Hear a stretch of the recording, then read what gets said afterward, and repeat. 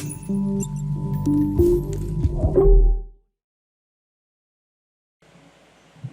what's up guys? This is Matt from Upslund Mining and I'm coming back at you today with a new video. And today we're going to go over the top 10 reasons that I can come up with why GPU miners quit. And this is an Upslund Mining production. Thank you very much for being here today. So we're going to go over why GPU miners quit mining, and we're going to start at the top, meaning what I feel is the most legitimate reasons, so reasons that I feel are okay, are good to quit mining, down to the top one, the first highest illegitimate reason, which I think is the most foolish reason to quit mining. So let's start now from the top. So as you guys know, Ethereum hash rates do alter over time. And this is due in part to many different reasons. As you can see here in this chart here from Etherscan, we could see the hash rate increasing at the end of January 2017 for Ethereum, with many ups and downs and dips, as well as responses to the market. So we can actually see that here in 2017, it started relatively flatline, slowly increasing, a small dip before January 2018, where we had another increase of network hash rate, where it was relatively steady, but we do have these ups and downs as well. We have relatively steady until we had a boom essentially at the in January, and this is coincidentally when we also saw a major increase to the Ethereum rates, the value of the Bitcoin as well, hitting significantly historical highs. And we can also see a dip here, which was due to regulation in China, where mining was actually made illegal. And I believe, correct me if I'm wrong, I believe this is the point in time, end of September, October, September, October of 2021, when China banned crypto mining in most cases. And we see a huge dip down in network hash rate. And this network hash rate is directly correlated with the amount of miners on the Ethereum network. So this accounts for everything from GPU miners to ASIC miners as well. So over time, you can see the trends as it goes up, as it goes down, in response to the climate of the, the financial climate of the value of the coin, events in the news, politics and whatnot, whether or not Elon Musk makes a tweet or whatnot, things like that. I think when Tesla also bought a bunch of Bitcoin as well, there's certain responses. So basically, when Ethereum and when Bitcoin, when other cryptocurrencies are in the news and booming, everyone tends to buy the coins, and therefore that inflates the price. When that happens, usually the hash rate does follow, because miners are seeing that the profits are high, so they're going to jump on. They want to mine. So as you can see, there's a correlation here. So this is pretty interesting. So over time, during each one of these dips, we have to wonder what is causing the miners to drop off the network, right? And this can be due in part for many different things. And let's start. So reason number 10. Regulatory. So mining becomes illegal in a specific jurisdiction, such as China. If you look at China at the end of year 2021, there was political and legal regulatory rules put in place to make essentially Bitcoin mining illegal, and this would also follow through to Ethereum mining. So the government does not allow you to easily convert mining profits into liquidity via exchanges as well, and we're seeing this a lot in different countries where there's a lot of regulation put in place where certain exchanges are not allowed to be used by citizens of that country, so which makes it harder. So although you can mine the coin, it makes it harder to actually take that coin and then now convert it into like actual money, right? So that becomes a challenge. So this is I feel is one of the most legitimate reasons to stop mining. So you literally can't mine because it's illegal where you are. So you obviously don't want to get in trouble with the law, and you can't do anything with the money because you can't extract those coins and exchange those coins for your fiat currency to use on everyday purchases like your groceries or paying for electricity even. So this would be the most legitimate reason why one would quit mining. Reason number 9, low profitability. So the current market value of the mined coins are low, so the actual current value of the coin in question is low, so therefore you are not making as much money. So you might be mining the same amount of coin. Say you're mining, 1 ETH per month, for example, based off your hash rate. ETH is worth maybe say $3,500 or $3,600, and then all of a sudden the value drops to $3,000 due to market volatility and the myriad of other factors, which actually drops the profitability. So your actual profitability appears low. So the value of coins mined in fiat value is low at the time of mining, making it appear less lucrative. And now I want to highlight that for a second there. So you may still be mining 1 ETH per month, but if 1 ETH per month is now worth, say, $2,500, where it was worth $3,600, the perception is now that the profitability is low, when in reality you are still mined 1 ETH, essentially, if you know what I'm saying, right? So you have, if you sold it at the time you mined it and you time the pool paid out to you, you went and sold that, you'll have less money in that time, but you still have 1 ETH, which leads us into the next reason, number 8, which is low yield. So low yield is also a legitimate reason. So you are now not receiving, let's say, 1 ETH, you're receiving 0.8 ETH per month. And this is due for a multiple of reasons. So high network difficulty as a result of too many miners or GPU miners on any given network. So the rewards are dropped due to the block rewards per time interval remaining the same. So basically, let's say the block time every 13.7 seconds, this is taken as per day, May 5th, 2022, is 13.7 seconds. So every 13.7 seconds, a new block is allowed to be rewarded on the Ethereum network as a whole. Whatever pool discovers those blocks, or the amount is divvied out amongst all of those miners, right? So the more miners you have, the difficulty is essentially higher, therefore the rewards are dropped. So the block reward is the same. So basically right now it's around 3 ETH, which is $6,200 Ethereum, and that is given out every 13.7 seconds, but it's split amongst the number of miners. So let's say there's 100 miners on a pool one day, and you find one block, say, let's just for simplicity, so it's $6,200 per day divided by 10, it's $623, right? So they said there's 10 miners. Let's do that with 10 miners. Say $623 roughly, right? Now let's say we go the next day and the number of miners doubles on that same pool, right? So now we have 20. So your profits just dropped in half. So you're not making $623 per day. You're actually making $311 or whatever dollars per day, right? So the amount goes down in accordance with the number of miners on the reward on the network as a whole. So the more miners, like I said here, the more miners to distribute rewards on pools equals less coins yield.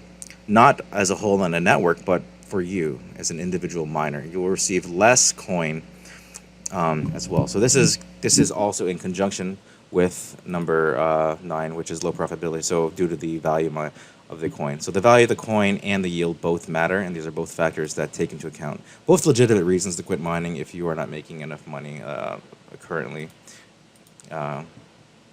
So this leads us to number 7.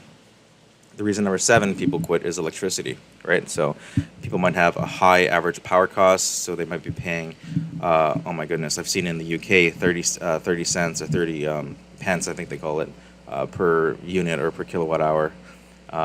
Very, very expensive. Mine rewards, so when you actually go and take your rewards that you mine per the month, you try to sell them or exchange them for actual money, whether that be in pounds, British pounds, US dollars, Canadian dollars, and you go to pay your hydro bill, you're actually it's not enough to pay the hydro bill. So let's say your hydro bill is $1,000 and you've only made $500 for mining, you now got to take $500 out of pocket.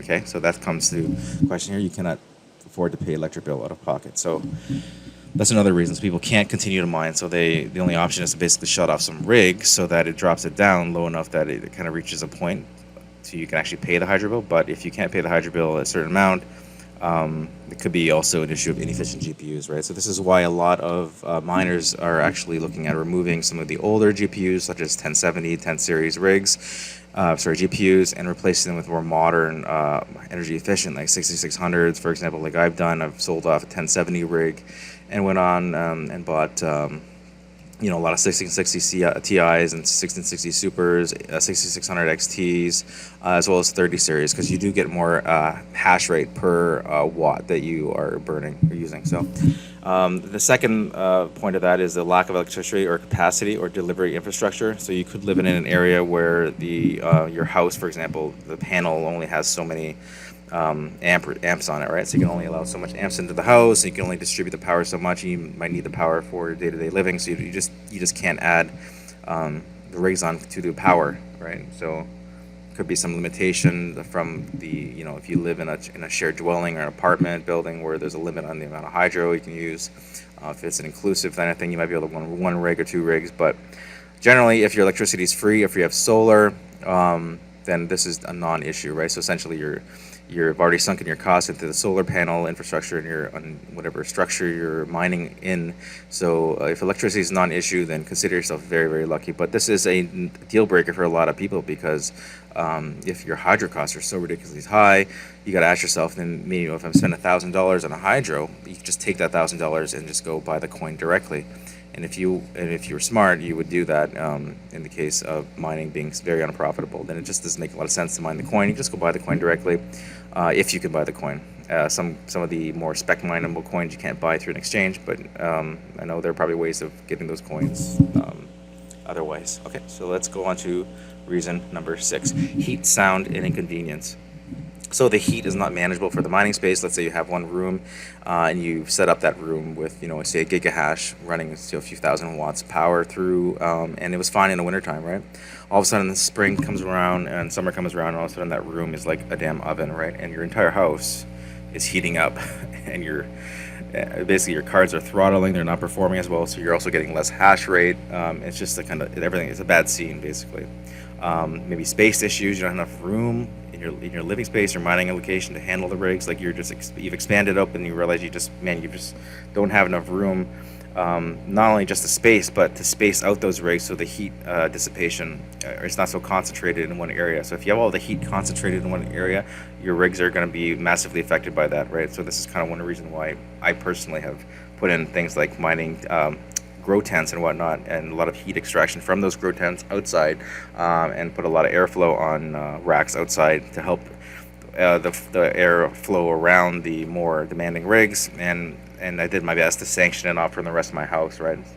So which leads to, you can get complaints from roommates. If you live with a roommate, it might get very hot in the house and they're like very uncomfortable. Your family and wives, I hear a common complaint regarding the noise and the heat. So there's a lot of complaints saying, I can't stand the noise in the house. The heat's too loud. The heat's too much for me to handle. The kids are complaining. Little Johnny is in his room sweating his butt off. We can't deal with it. So there's a lot of pressure for that. For me, that's not a problem. Thankfully, I don't have a wife, so I don't have to deal with these issues. I pretty much live alone I got my kids here, but I am the king of the castle when it comes to my house, so I can do what I want. I can put mining rigs in my kitchen, and no one's going to complain. So if your living situation does not allow for it, if you have people in your life that just won't put up with those inconveniences and can't see past that, I could see that being an issue. And I've actually purchased a few GPUs off of married men who've actually claimed that their wives would not stop complaining about the noise and the fan noise and the heat and everything. So they just said, it's not worth the hassle, and they sold off all their equipment, which is sad, unfortunately. But some people are in that situation where the inconvenience and the heat and sound are unbearable, so they need to get out of it. So I do understand this. So it does, when it starts affecting your quality of living, right? If you have it in a room in your house and your house is so hot you can't even enjoy your life, then you ask yourself, is it really worth it, right? So maybe in those cases it might be better to go off location. But okay, let's move on to number 5. Reason number 5: dropping GPU prices. So the issue here essentially is mining becomes less profitable, and as network difficulty has increased, and the profits are dropping, the value of the coin might be dropping. People get into a situation where they're seeing the prices of GPUs drop, right? So maybe you spent, say, $2,500 on a 3090 6 months ago, and now people are selling them for maybe $1,500, $1,600 Canadian, right?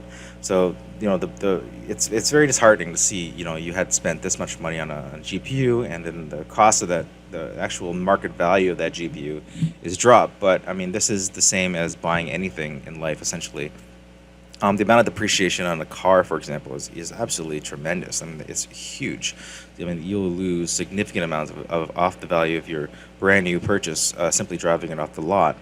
Um, so, I mean, this fear of the dropping of the prices can motivate people to say, you know what, I paid this much for the GPU. It's only making this much. So I really need to I need to sell this stuff now. Otherwise, I'm just going to lose more and more. Right. So it motivates the people to sell their hardware, and this is important while they can recover some of their costs. And there's so much psychology that goes into why miners are quitting, that it's not even funny.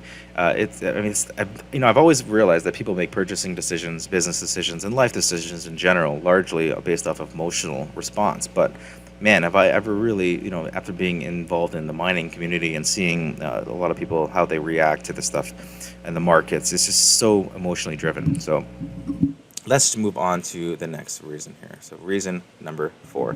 Now, this is a legitimate reason, I feel. So moving from one house or dwelling to another without power capacity, space, or room for mining operations. So let's say your living situation changes and you had to move out of a house into an apartment, for example. Obviously, you don't have the space, room, or capacity, or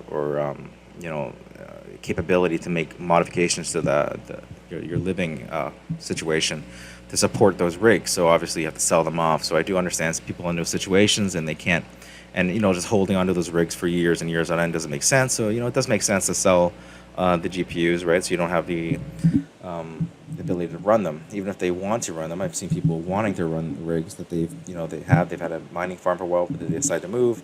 So in this case, I would say, if you don't have a choice and you're moving somewhere against you don't really have a say in where you're going. Maybe you were living in a house with roommates, as a student, so we were able to build a bunch of rigs at some point, and everyone was on board with that. But now you're going into like a dorm or something, right? Or moving to a small apartment. Total good reasons, right? But if you have anything to do with it and you're relocating and you do take mining seriously, I would strongly consider, if you plan on staying with mining, to find a location that will accommodate mining as part of your lifestyle, I would say, because this kind of is a lifestyle. Mining is a lifestyle, and it's nothing wrong with it. I mean, it's just like if you like tinkering with hardware and stuff, you just build your life around it, and then everything works nicely together. So let's move on to reason number 3, as we get more towards the reasons I feel are a little bit less legitimate for quitting. Also, lack of technical skills. So you're unable to handle the rig maintenance. You have broken fans happening, cards are failing, maybe power supplies are popping and blowing up. You don't understand how overclocking works, Hive OS, rig construction. So like maybe this might be if you went out as a non-technical person, you bought a pre-constructed rig and someone set it up and it's running for you. And then it's running for, let's say, a few months, and then all of a sudden it just starts having some issues, right? Maybe the overclocks aren't as optimal anymore. Maybe there's some heat issues. Maybe a couple fans stop working. You have different issues like that. Maybe thermal pads need being replaced, and you just don't have the ability to do that. So I mean, I've been messing around with computers for the better half of 25 years, right? And a lot of my stuff is self-learned, and a lot of people's stuff is self-learned. So like, I do understand that some people just don't want to deal with it, and they're only looking at the the lucrative side of trying to make money from it. But which leads me to like another point here. Like basically, if you're in mining, I think you should have some sort of technical aptitude, meaning you should be good at building computers. You should understand how motherboards work. You should understand how power supplies work, how GPUs work. You should understand what PCI Express is. You should know all the terminology, and you should know basic stuff like how to flash drives. And you should know how to build, put together rig frames and replace fans on GPUs. And there really is no excuse, right? We're in 2022. There are tons of resources online on YouTube and on Google to learn these skills, right? And there's a lot of people in the mining community that are willing to help you and would love to help you. There's people that would go to your house to actually help you do this stuff, and in many cases do it for you. So although this is a reason, and I can see it being a reason, and if it is a reason for you, I don't think you should be in mining. That's just no offense to anyone. That just should be. That's just what I feel. Like if you're not a technical person, and you're only trying to make money, and that was your prime motivator, then you shouldn't have gotten into mining. You should have just maybe got into more trading. Like take your money and trade it, invested it in crypto. So that's just kind of what I say about that. Let's go on to reason number 2. And this is an important reason that I'm seeing happen all the time: risk aversion and uncertainty. So people who do not want risk, right? So you're afraid of losing too much money. You spent 30 grand on GPUs or whatever, and you're afraid of losing all that money. I feel like these people, although go in well meaning, they lack a fundamental understanding of business ROI, timeframes that can be anywhere between 3 to 5 plus years in the industry, and obviously a wide spread of industries. It can all change based off the industry you're in. And a huge proportion of new businesses fail, and this is not nothing new. Just look up the statistics online. How many restaurants and how many stores and outlets you see opening up and just vanishing and not being there 5 years later, right? There's tons of them, right? Not everyone is going to be a Walmart success, and this is just common sense if you ask me. I mean, like, not everyone, not everything, and not every venture can be a massive success, right? Like, so I've recently started a startup, and it's called Flow Dynamics. It is actually sponsoring this channel, believe it or not, and it's a bot platform, right? And this thing could have blown up as soon as I launched it and become like humongous, right? But it hasn't, right? So I'm still in the process of marketing it and pushing it, right? But I haven't given up on it, and I'm still pushing it in any ways I can. But I didn't go on with the expectation that I'm going to be the next Elon Musk or someone very, very well off like Jeff Bezos. Obviously, those are very, very, very small percentage of the total number of people that go in the outlier. That being said, I mean, obviously there is a huge chance for there's a lot more room for moderate success in mining, right? So this doesn't mean you fail or you fail or succeed. There's a lot of middle ground in this area. But people go in with an unrealistic expectation of, for example, driving a Lambo. You see a lot of memes about how you can get rich off crypto. You can make crypto millionaire, a Lambo, and have a Lambo in a year. But it's great even just to maybe have a $20,000 extra per year, right? Which is certainly possible. But the point here is that nothing in life is guaranteed, except really like death and taxes. And certainly not your financial success with mining. Nothing is owed to you because you started mining. I mean, this is kind of a principle I just take forward in life in general. Like, really, nothing is owed to you.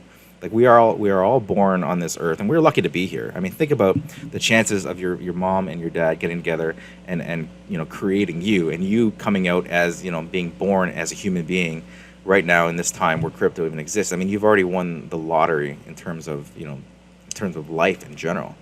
So trying to go into this thinking that, well, I'm gonna spend $1,000 on GPUs and then I'm gonna come out making millions of dollars in 6 months is absolutely unrealistic. So I mean, I should have even called this unrealistic expectations, because people will go in and then they find out, oh, well, I got to do all this maintenance. The rigs are crashing. I got to be here. Oh, there's this heat. I got to put in inline fans. I got to make grow tents. I got to take cards apart. Oh man, I'm not making them back. I'm not gonna get a Lambo. I mean, it's like, yes, it takes work. So there's a certain amount of you went into this thinking that you would just be able to just push a button basically and have this thing make money for you like while you sleep. I mean, and I guess it is a form of passive income, but it doesn't mean that it is completely passive in the sense that you could sit there and do nothing. I mean, if you want to sit there and do nothing and hope to make money, take your money and invest it, right? I'm not giving any financial advice here, but that's what I would do. I mean, I would invest it and especially if you're risk averse, like you don't like risk, go take your money and put it in an RSP or something. Not financial advice, but what I mean is take your money and put it in something that there's no risk or low risk, or that you're guaranteed, like a GIC, like you're guaranteed the money back. Mining is not that. Yes, you can lose money. Yes, you can make it big. And yes, you could break even, but there's no guarantees, right? So that's just life. That's just how it goes. Okay, so let's go to the next step. Reason number 1, and this is the most ridiculous reason because I've seen it all the time, and it plays so much into human psychology that I'd like to chat about that for just a minute. So there's fear and pressure here, right? So fear and pressure drive people out of mining, right? So they're afraid of never making money back from GPU mining hardware purchases, right? Or they go online listening to the doomsayers online about how ETH is coming to an end and mining is doomed. And as most of you have been in mining, or some of you have been mining way longer than me. I've only been in the mining space for 6 months now. And ETH was supposed to end in June, and it's not. It's getting delayed. It gets multiple months, right? And people are thinking it might be delayed to the end of the year, even next year, and who knows, right? And there's also this mentality that no other coin will ever be mineable. It's all about proof of stake now, and there will never ever be a coin which will be profitable. Like, how absurd is this?